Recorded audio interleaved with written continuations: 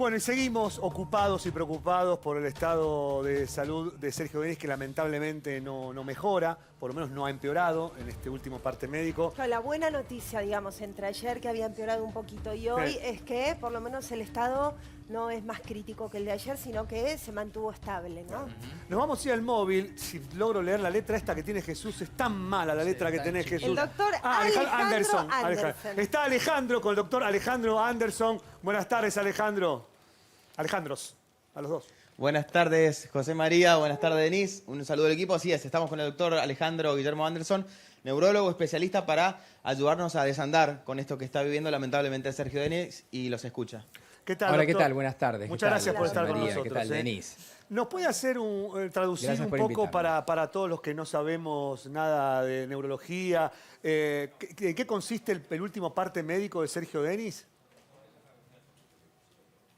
Bueno, la verdad que cuando un paciente ha tenido un cuadro de traumatismo tan grave junto con un traumatismo también corporal, o sea, traumatismo de cráneo grave con politraumatismo, y está en coma, está bajo productos químicos que le generan una anestesia para proteger sus neuronas, sostenido por múltiples fármacos, y la presión sanguínea cuesta manejarla. Por eso ellos dicen que está hemodinámicamente inestable, significa que todavía están con problemas para compensar la seguramente presión intracraneana que generan los hematomas, el edema que está alrededor de todos esos sangrados, el tema de la fractura de cráneo, la ruptura de la meninge que dio la hemorragia aracnoidea, toda esa, digamos, esa agresión que sufrió hace un par de días su cabeza, su cerebro, todavía no se logra compensar, y las estructuras nobles del sistema nervioso que cumplen las funciones vitales seguramente están fallando o no las están cumpliendo adecuadamente, por eso requieren la asistencia de terapia intensiva. Ahora, doctor, hablaban de la importancia de estas primeras 48 horas, ¿no? Y ayer y antes de ayer, hablando también con distintos doctores, decían que era muy importante que él sobreviva en realidad estas 48 horas, más allá de que mejore, que la sobreviva. Ya pasaron 48 horas, ¿el riesgo es menor o seguimos con el mismo riesgo que ayer o antes de ayer? Mira, en general cuando se dice esto de las 48 horas, que está muy bien dicho, es que uno piensa que en esas 48 horas va a lograr compensar el paciente. Vos pensás que tenés que lidiar contra toda esa masa ocupante que está dentro del cráneo, que es una caja rígida que no tendría por qué estar, que son los múltiples hematomas que te aumentan la presión. En 48 horas, teóricamente, uno puede estabilizar ese problema. Logró, eso a él no le se logró, colocaron ¿no? una sonda, una PIC, y seguramente lo están logrando de manera parcial. Claro. Ellos, bueno, cuentan y han hecho muy bien en colocar una sonda que se llama PIC, presión intracraneana, que es lo que mide para poder controlar esto, y también en algún parte hablaron de los registros Doppler, que es para poder medir si está entrando sangre adecuadamente dentro de su cabeza y lo está irrigando. Vos pensás que el cerebro de todos nosotros, nuestra cabeza en realidad, recibe 1 litro de sangre por minuto para poder funcionar. Si vos aumentás la presión dentro de tu cabeza por encima de determinado valor, no puede entrar la sangre adecuadamente y te provoca eso una isquemia, una falta de irrigación, un déficit en glucosa y en oxígeno. Eso hay que cuidarlo mucho. Por otro lado está la propia agresión de los hematomas, que tienden como a aplastar o desplazar el tejido noble, las neuronas. Y debajo de los hemisferios cerebrales tenés el tronco cerebral, que es el que se encarga de regular la presión arterial, la Pero entonces el respiración, riesgo, doctor, la temperatura, todas las funciones el mismo de vitales. ayer, digamos, no disminuyó mucho el riesgo en relación al primer día. ¿Sigue en riesgo la vida de él o no?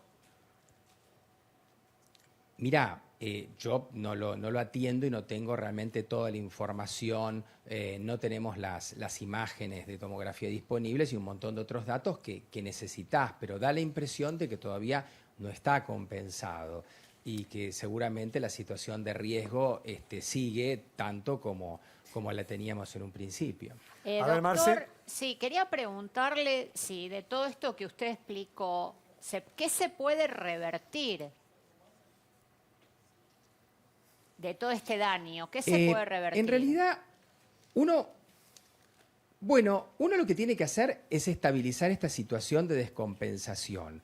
Una vez que esto se estabiliza, que no tenés más el problema de la presión intracraneana elevada y que se empieza a reabsorber, los hematomas, se empieza a disminuir el edema, que digamos la estructura y la función neurológica se empieza a restablecer y va apuntando a una normalidad, uno busca lograr tener un paciente lo más sano posible para poder tener luego la recuperación y la rehabilitación más fácil.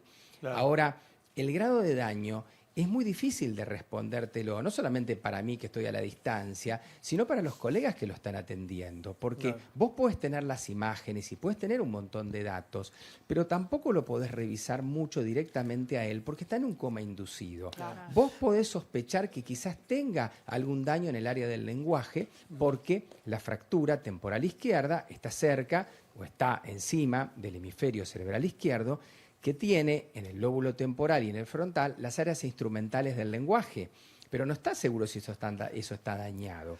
Vas a tener una confirmación cuando él se superficialice, Claro, sí, cuando sí, se sí. despierte, ojalá, y puedas revisarlo y explorar el lenguaje, ¿no? Ahora, doctor, yo le quiero preguntar, porque a raíz de lo que pasó con Sergio, empezaron todos a atar cabos, que lo veían deprimido, que lo veían bajoneado. Viste que después ante el hecho consumado, después todo, Sí. yo lo vi como una despedida, y empiezan a atar cabos que justo La la canción. premonición. Sí, que la Medio canción. Te surrealista. llamo para Claro, despedirme. la canción que se Digámoslo cayó se llamaba Te llamo Te para llamo para despedirme. despedirme. Digo, neurológicamente, te pregunto, cuando uno está así aparentemente bajoneado, ¿puede ser también que como que las defensas del cuerpo bajen y puede ser propenso a este tipo de distracciones? Porque la verdad que lo que le pasó fue una distracción. ¿Puede ser, tiene que ver el estado de ánimo con la neurología o no? Bueno, sí, tiene que ver en cuanto a actitud y tu conducta. Todos sabemos, por ejemplo, que los niños hiperkinéticos tienen más posibilidad de accidente que los niños que son tranquilos. Pero y al revés, el que está bajoneado- Quizás no. Bueno, pero no sé en este caso si aplica. O sea, el tema conducta, el tema anímico, obviamente que puede jugar en un montón de situaciones y suma. Lo que pasa que, en general, siempre que hay un accidente, yo te diría que hay una suma de factores. Hay factores que dependen del propio ambiente, del propio lugar donde se desarrolló el accidente y cómo estaba disponible. Como en este caso Y el foso, del otro ¿no lado es está, por cierto? supuesto, del otro lado está el actor, ¿no es cierto? Está el actor, el que sufre el accidente, que hay que ver cómo estaba. Y allí te podés analizar si uno está distraído o no está distraído, si conocía el lugar, si justo se encandiló o no se encandiló. Siempre en estos accidentes hay una múltiple suma de factores. Sí, está claro. Lo que vos estás comentando, José María, del tema anímico, y es un punto más, evidentemente que es un punto más. Y para la recuperación, doctor, ¿suma? Digamos, el que esté acompañado, el que se sienta mejor o no. Digamos, tener un paciente que por ahí con un golpe así estaba deprimido o tener a alguien a lo mejor con otro estado de ánimo. ¿O no cambia en lo más mínimo? Bueno, siempre en las rehabilitaciones juegan varias cosas. Una de las cosas que juega es que el paciente esté en una actitud más activa y colabore en su propia rehabilitación y quiera hacerlo. Pero del otro lado también tenés que pensar que tenga una estructura neurológica que le posibilite Claro, se rehabilitarse y debería recuperarse. despertar primero O para sea, eso. hay grados de daño que te lo permiten, hay otros grados de daño que no. Hay determinados daños en algunas estructuras del tronco cerebral. Hay un sistema que se llama SARA, Sistema Activador Reticular Ascendente, que te permite que te despiertes y que estés vigil nuevamente. Si vos tenés un daño en esa estructura, no te despertás. Perfecto, doctor. Gracias, doctor Alejandro Anderson, por esta Muchas entrevista. gracias. muy claro todo lo que ha dicho. Muchas gracias. Ale, un beso grande, Ale, Ale, que está ahí al Gracias lado. a ustedes. Ale, Que aprovecha y termine hacete un muy bien el chequeo ya día. que estás ahí. Hacete un chequeo, que no estás Sí, muy sí, bien. ya vos le pedí la tampoco. tarjetita. Por favor, Y hago algunas preguntas de paso. Hacete ver eso que tenés Lo ahí hago, arriba. pedido tuyo, José. Gracias, chicos. Nos vemos. Chao, gracias.